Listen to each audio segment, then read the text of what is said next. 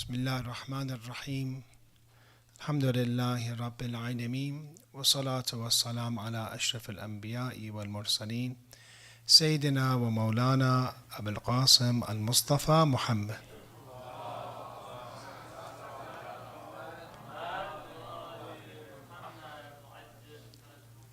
وعلى أهل بيته الطيبين الطاهرين ولعنة الله على أعدائهم إلى قيام يوم الدين. One of the key characteristics that the believers should have is to be well informed about what is going on and to care about others, to not be selfish, to not just to think about myself, my life, my work, and just to see the news and not really care. We should be very involved because we are one body.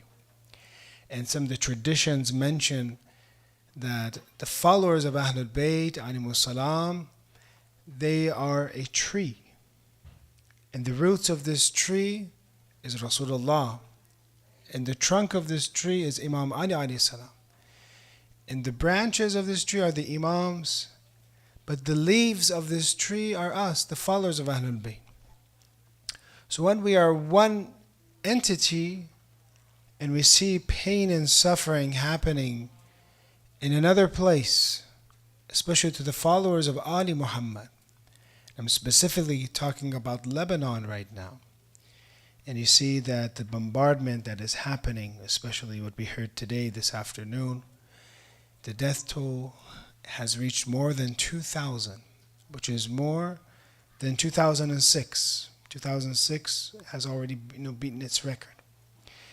And when they bombed Lebanon in Beirut, in Dahiya specifically, they came up, one of the generals or military men came up with a doctrine called the Dahiya doctrine. Dahiya is an area in Lebanon, in southern Lebanon, where a lot of the Shia are. And they began to indiscriminately bomb, to kill civilians, infrastructure.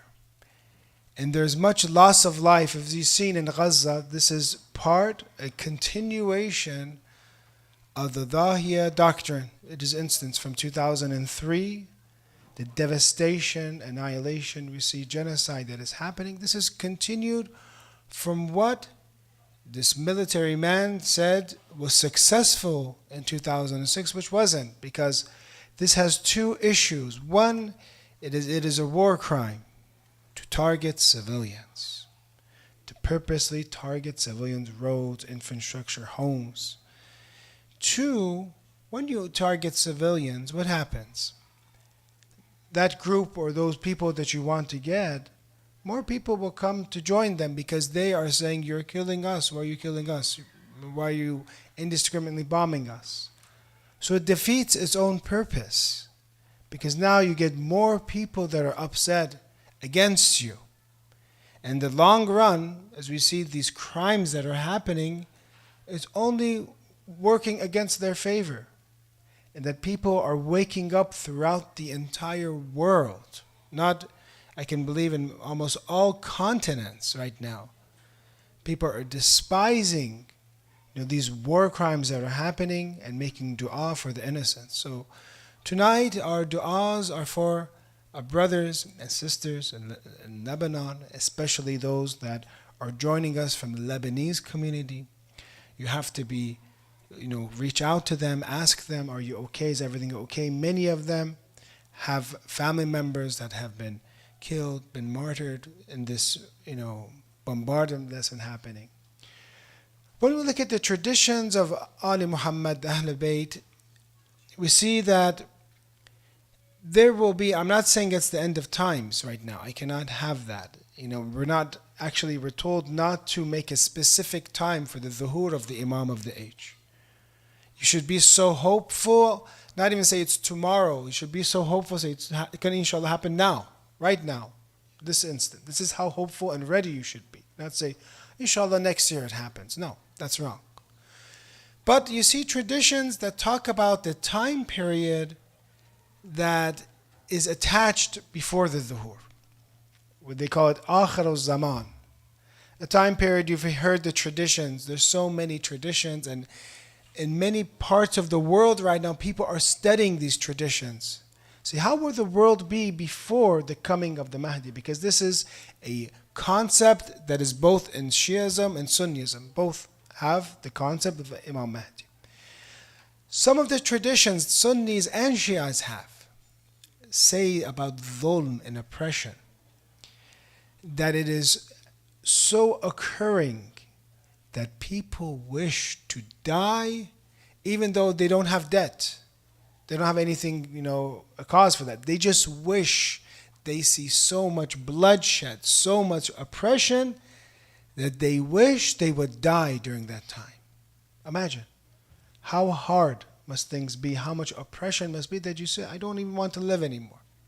Some tradition even say, do you wish I would sail off to the sea? I don't want to have anything to do with humans anymore. Or some traditions say day and night people pray for death because there'll be so much devastation. We're seeing this today. If I told you this tradition, 1 year ago, you'd say, how could such a time period be like? But now we're witnessing it. Again, I'm not saying this is the end of times for sure. Maybe it's not. But there'll be such a time period that there'll be so much dhulm, oppression, that a man can only bear so much. He says, I wish I was not alive anymore. I don't want to see it. And we've been watching this. This is one of the, televised or, shared wars, battles that happens, during our lifetime. This genocide that's been happening. Many times genocide has happened in this world, but it hasn't been filmed. The Vietnam War was one of the first cases where they televised and had such an impact on the people. Also the war against Gaza, the war against Lebanon, in the same way you see films. You see it being shared. And this allows people to, their emotions to be stirred up, and them to make dua, and to become very saddened by what is happening. So tonight's topic is about one quality that all of us need to have. And that in some of the traditions talk about being Ra'sul Iman, the head of Iman, or one of some of the traditions, all of Iman, all of faith, which is the concept of patience. Having sabr, having patience. Now there are different terminologies, sabr, maybe with its mushtaqat or different ways that it's used, maybe used more than 100 times in the Quran. There's other words, for example, in Islamic terminology like hilm, forbearance, slight difference. Or istiqama, for example, resilience. These are all, these mutaradifat in Quran, they basically have the same meaning. One of the most difficult things to do is exactly say, what does this one mean? What does this one mean? When they're mutaradif, when they are having the same meaning in general. But regardless, having patience, having forbearance, having resilience, this is all a quality that all of us have to have. Why do you think it's so important? Because the tradition says that sabr is of three types of sabr. Sabr of musibat, for example, Imam Ali in the tradition says, Kana yaqul, he used to say. Kana yaqul in Arabic means he used to say, not just once, he repetitively said. For example, that there's 3 types of patience. Maybe, I'm switching the order. One is patience and musibah. Patience when calamity, distress, affliction happens, like we're seeing right now. We need to have patience. 2, there's patience in ta'ah, in obedience, so that I can obey Allah, I can obey the Prophet, I can obey the Imams. I need to have patience. If I don't have patience, I'll give up, I quit, it's too hard. And the 3rd is patience when it comes to ma'asiyah, when it comes to sin. A person needs to have enough patience to make sure that when Allah tests us and nobody else is watching, it's just me and Allah, that I do not sin. I will never be caught. I think I will never be caught, but the angels are writing, Allah is watching. Actually, the reports will go to the Prophet and Imams. But there is important that I have patience. So you see how important this quality is that if I do not have sabr, I will be sinning. If I do not have sabr, I will not be obeying God if I don't have patience. If I do not have sabr, I will have anxiety or jaza. In that, calamity will be much harder for me. One of the purposes of sabr in the tradition says that it makes it easier for you. It makes it easier for you. Whatever is going on right now, not that we ignore it, but that you become a very resilient person. And that is, and I say this over and over and time again, that our entire purpose is to reach completion. Our entire purpose in life is to increase our capacity and dharfiyah. And what we learn from our great, champions that have fought against oppression, when you look at their lives, some of them 30 years they fought against oppression. You see that they have this immense amount of patience and sabr, immense amount of tawakkul and reliance on Allah. They don't have reliance on what is in their hands. They have reliance on what Allah has. And as the tradition says, when you have patience, you will have victory. See how much victory there was for the followers of Ali Muhammad after they were patient. So we're trying to increase our dharfiyat. We're trying to become like these champions that we see today, that they are fighting against an enemy that is, has all this technology, has all this, for example, media and different things at their disposal. But we're trying to just fight for the madloom, that person, that little child in Gaza. All we're trying to say is they deserve life, they deserve their land.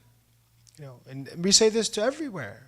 The natives that live here, when slavery occurred in this same country because of race, we were against that. We're against apartheid, everything that is wrong and is discriminating, even if it is for a specific gender. Islam stood up and said, this idea that you have that females should be buried, females do not deserve to live.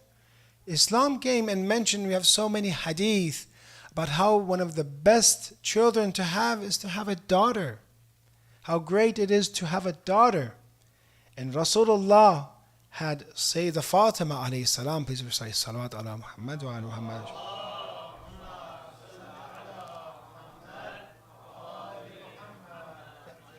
And he taught us how he respected her. When she would come in, he would give his position. He would stand up and give his position to her, even though he is the seal of messengers. When she would come in, he would kiss her, for example. Kiss her hand or kiss her. The ultimate respect for Sayyidat Fatima. And having 3, for example, daughters, how much reward there is, can lead us to paradise. So we see that Islam fights against mistreatment of others based off their gender, based off their race. Islam fights against those who want to harm others and take away their rights. Because we have in tradition that huququn nas, rights of people, is a muqaddama, is a prelude to huququllah, or haqqullah, to the rights of Allah. And if you oppress people, you have not upheld the right of Allah. So we're trying to increase our dharfiyat. We're trying to become one of those who takes a lot and sees a lot of pain and suffering, but has resilience and continues to go ahead. That is what we're trying to become. This is how our prophets were. This is how Imam Hussein alayhi salam was in the battle of Karbala. You see that all the factors of despair were there for Imam Hussein, but he had patience. So much patience. I want you to look at Az-Ziyara An-Nahiya. It says that the angels were amazed by the patience of Imam Hussein alayhi salam. How much patience did Sayyid Shuhada have? He had all the factors against him. Thirst. Was he thirsty or not? Was there water? There wasn't water. Was there food? There wasn't food. How much was Imam Hussein alayhi salam outnumbered? He had his family with him. And how hard is it for a person to fight and know in the back of his mind that he has to take care of his family. And that's why in the ziyarat it mentions, while they were final moments of Imam Hussein's life, while his holy hand was opening and closing, Ziyarat Nahiya says, the final moments, Ziyarat says he was looking at the tents. Imam Hussein was looking at the tents, wondering what will happen to his family, what will happen to his sister and his family and his wives. So therefore, we learn all of these things that I'm trying to mention. Ashura is a institution, is an university for us. These times like this is when we need Ashura the most. This is when we can benefit from the message of Imam Hussein, which is the message of patience against oppression. Patience and resilience when you have challenges in life. When you look at verses of Holy Quran, some of them very clearly mention that we will be tested. وَلِنَبْلُوَنَّكُمْ بِشَيْءٍ مِّنَ الْخَوْفِ وَالْجُوعِ وَالنَّقْصٍ مِّنَ الْأَمْوَالِ وَالْأَنفُسِ وَالثَّمَرَاتِ. God clearly mentions that we will be tested. And I think everyone here personally or collectively as a community, we see we are always tested. God has not created us and just left us to have comfort and vacation and fun all the time. There are time periods where times are tough, like these times. And the Quran mentions we will surely test you with something of fear. God says, I will test you with fear. Sometimes you will be afraid. I will test you with hunger. Sometimes you will be hungry. How our scholars have said that if they threaten us with sanctions, let us know that we are the children of Shahr Ramadan, that we are used to starving. وَالنَّقْصٍ مِّنَ الْأَمْوَالِ. We will test you with loss of wealth. How many here through their entire lives, there were times where maybe they were bankrupt, maybe you were bankrupt, maybe that you lost your job, for example. You put your retirement, for example, in the stock market and it crashed, for example. Everything's gone. There are time periods or you cannot find, nobody wants to employ you. There are times where you didn't have much in your pocket, for example. Our teacher, Sheikh Ahmed al-Mushtahidi, used to joke with us, said that when I had teeth, when I was young, I didn't have money to buy things, good for myself to eat. Usually as a student of knowledge, you don't have much money. He says, now that I'm older, it's better, we have more money, I don't have teeth, for example, to eat anymore. That is how life is. I cannot enjoy that food. Now we see that other verses of Quran. So therefore then the Quran says, وَبَشِّرَ الصَّابِرِينَ, and give good tidings to the patient. How many? I want you to refer to the Holy Quran about how much God emphasizes that over 100 times the word patience is used in Quran. Quran says, be patient. Be patient. We will test you. Be patient. 2, one of the very important surahs that we recite is Suratul Asr, Suratul Asr, which is the surah by time. It mentions that one of the attributes of the mu'mineen and believers is that they do وَتَوَاصَوْا بِالصَّبْرِ, that they advise each other to have patience. Tawasaw bisabr doesn't mean for me just to have patience. It means that we as a group collectively, we tell each other, be patient. Because if I lose it, for example, then the next person will fall, then the next person will fall. I have to be strong. So then I will, for example, be example for you, and you will be strong, and the next person will be strong. So that we can advise each other to have patience. It's okay. Be patient. Hold on. Allah is watching us. Mullah Naraqi defines, what is the definition of sabr? Sabr, by, the lexical definition, means habs. Habs, is like being imprisoned, confined. Habs, that is what sabr comes from, to confine yourself. But the ethical definition or technical in ilm al-akhlaq is this, is to confine or force yourself, your nafs, your desires, yourself, to do whatever aql wants and whatever shara wants, whatever Islamic law wants. Whatever your logic says, your mind says, and whatever God, through His prophets, through His imams, for example, or through His prophets, tells us what to do. So that is what sabr means. For me to hold on and control my desires and align it with what is right, the truth, what I have been commanded to do. And to also hold it against those things that God has forbidden.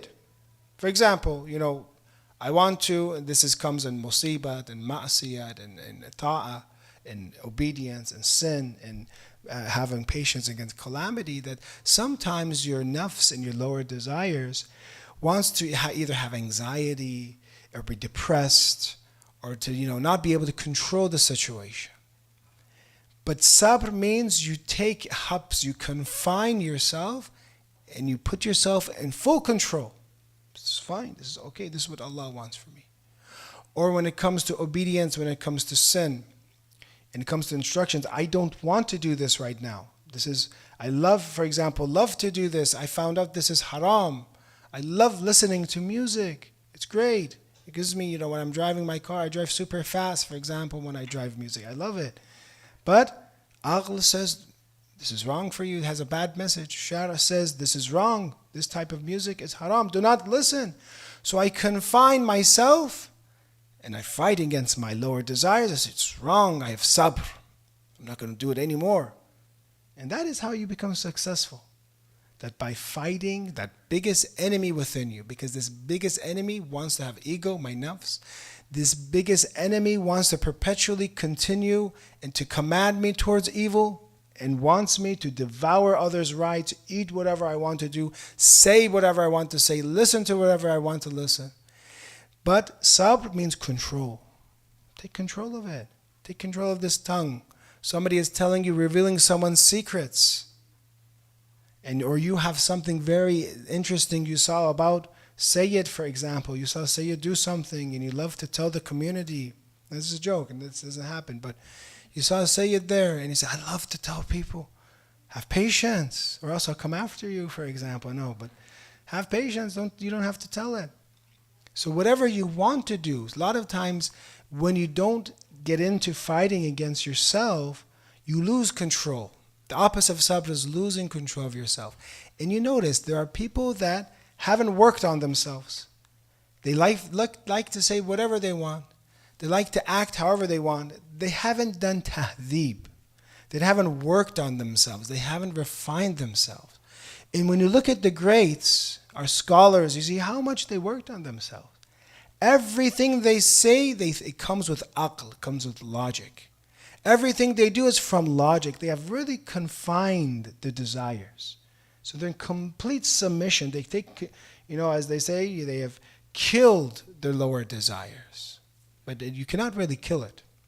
You cannot really kill it. But they have taken control. They have done this all the time. It takes training to do this. Not that I have done it. I am one of those that is, out of control.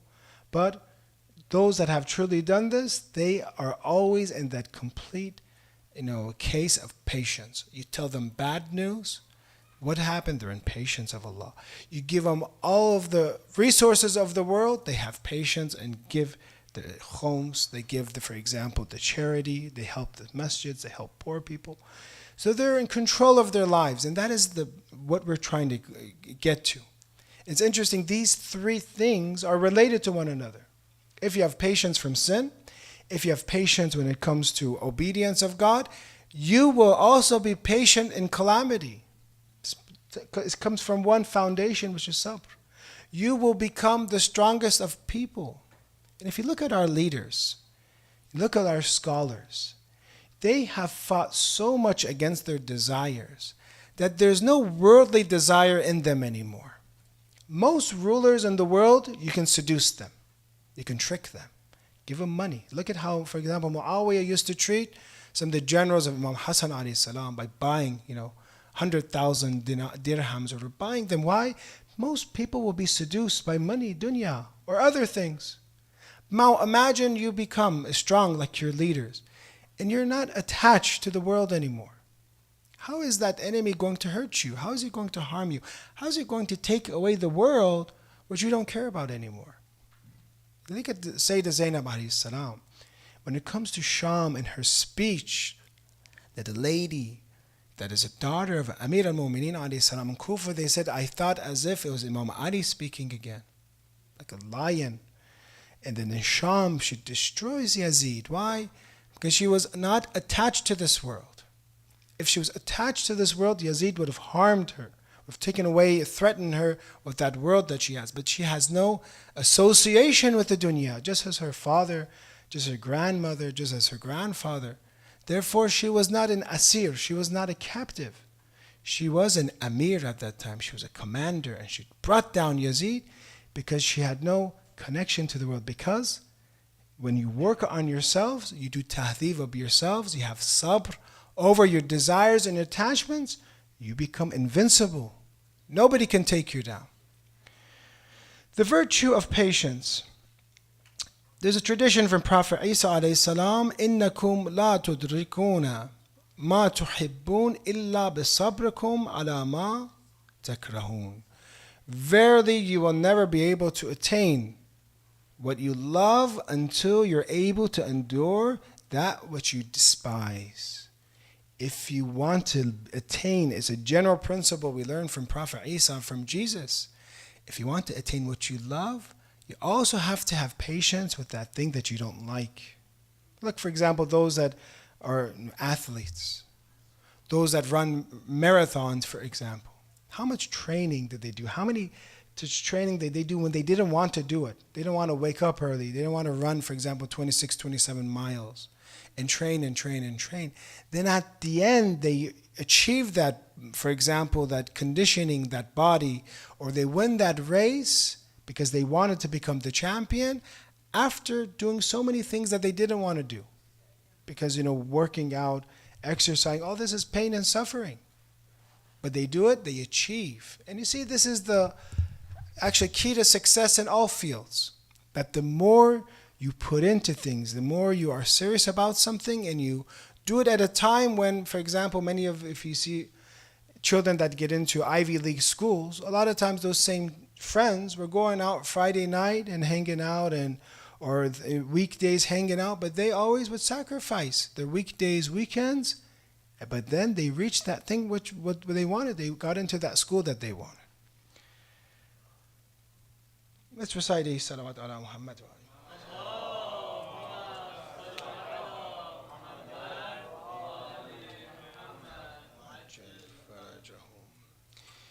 One of the verses of Quran that the Prophet is commanded is similar to Sabr, is fastaqim, to be resilient. It comes from being able to stand up, have istiqamat. Quran tells the Prophet, Allah tells the Prophet, fastaqim kama umirt. Be resilient, have patience. Be resilient just as I have commanded you, for example, or how I have commanded you. He says that shayyabatni surah Hud lamakaanaha, because of this verse, because it is so hard, difficult, just as how I have commanded you, have it, istiqamah. And this is one of the cases for us to follow Rasulullah. Did you see how much istiqamat did he had in Mecca? How much istiqamat or patience, resilience did he have in Medina? I ask you, if 23 years the Prophet didn't have patience, didn't have resilience, would he be successful? No. 13 years, how much they starved him in Shi'ba Abi Talib. They came against him. First they tried to say different things about him, to see this Holy Quran. It doesn't, for example, how can we bring the Holy Quran? Then they thought of a clever plan.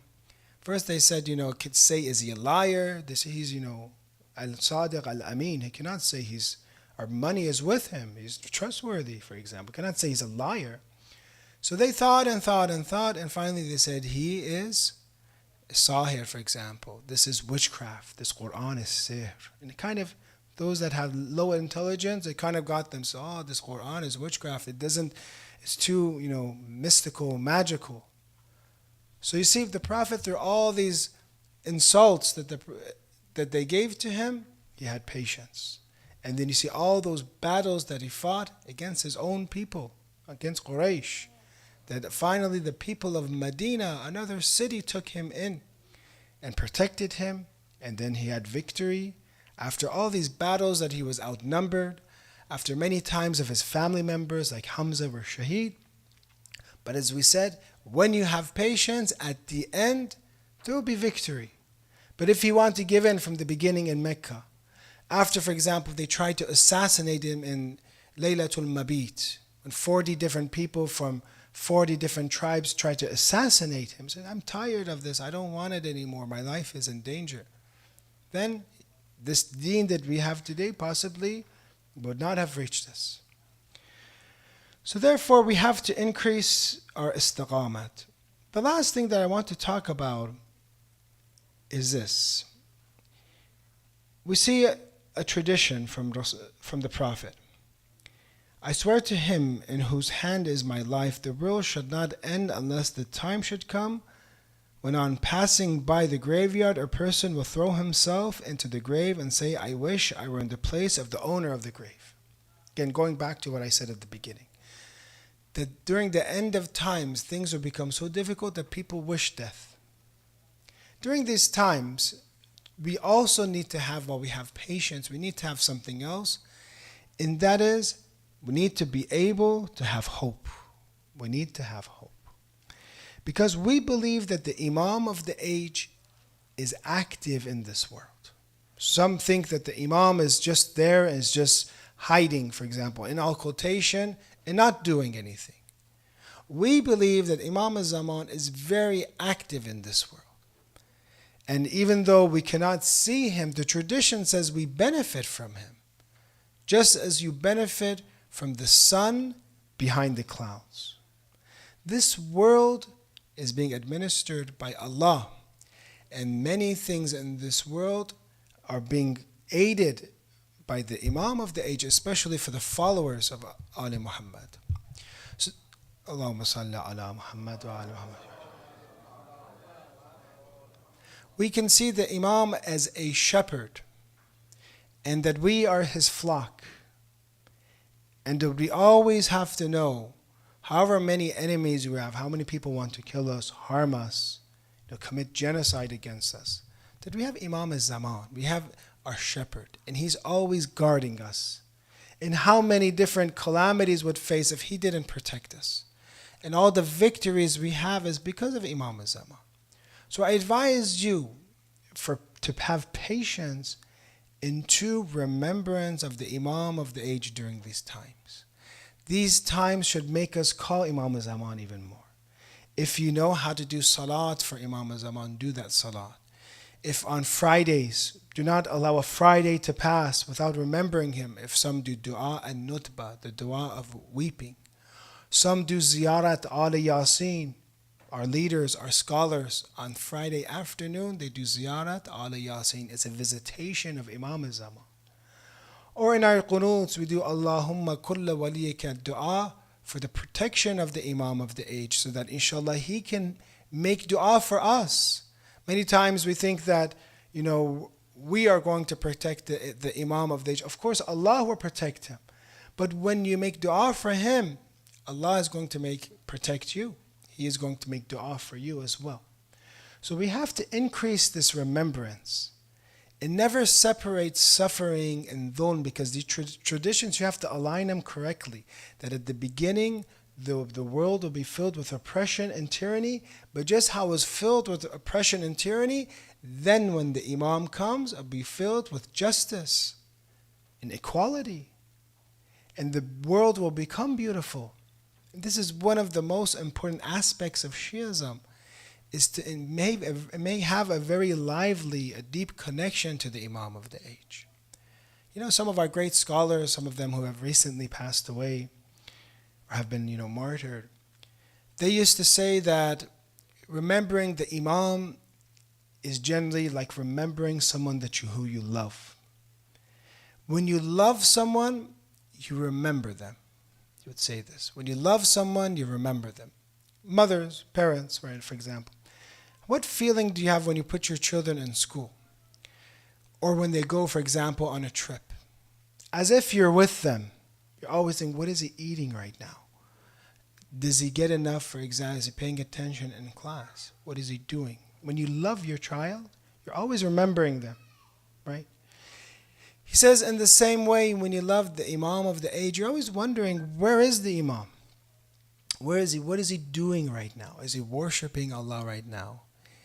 How is he feeling right now? And you know that he sees everything, and it breaks his heart, because we have in the traditions from Rumayla, I don't have time to say this, but Rumayla was a person who came to Imam Ali, prayed behind him, and the tradition has that when he prayed behind Imam Ali alayhi salam, He was sick, but the Imam knew that Rumayla was sick. It mentions that when our followers are sick, we become sick. We feel their sickness. When they become our ashab, our companions become sick, we become sick as well. So the main person who is feeling the suffering that is going on today is the Imam of the age. And the only individual that can truly rid the world of oppression and injustice is Imam al-Zaman. So as one of our scholars, a great scholar Ayatollah Bahjat said, either make dua for the Imam to reappear while your life is okay, or Allah will make this world so miserable for us that then you'll be forced to say, Ya Mahdi adrikni, Ya Mahdi adrikni. So at this time period, remember the Imam, remember Mahdawiyya, remember that victory, this world will be inherited by the righteous, by the Imams. And whatever is happening in this world is temporary. We have been created for the hereafter. And that however much suffering there is, compared to infinity, this suffering is nothing. Because this is only 50 years, 70 years, 100 years of life. It is not comparable to the hereafter and eternity, which is infinite in terms of quality and quantity. May Allah inshallah help all of us, help give us patience against sin, patience for obedience, and patience for calamity, inshallah. May Allah forgive the sins of our marhumin, those who have passed away, elevate the status of our scholars, of all of those who have fought against oppression. May Allah give victory to those that fight against oppression, help those that are oppressed, give shafa to the sick, give us knowledge, give us piety, give us sabr, and expedite the return of the Imam with a salawat ala Muhammad wa ali Muhammad.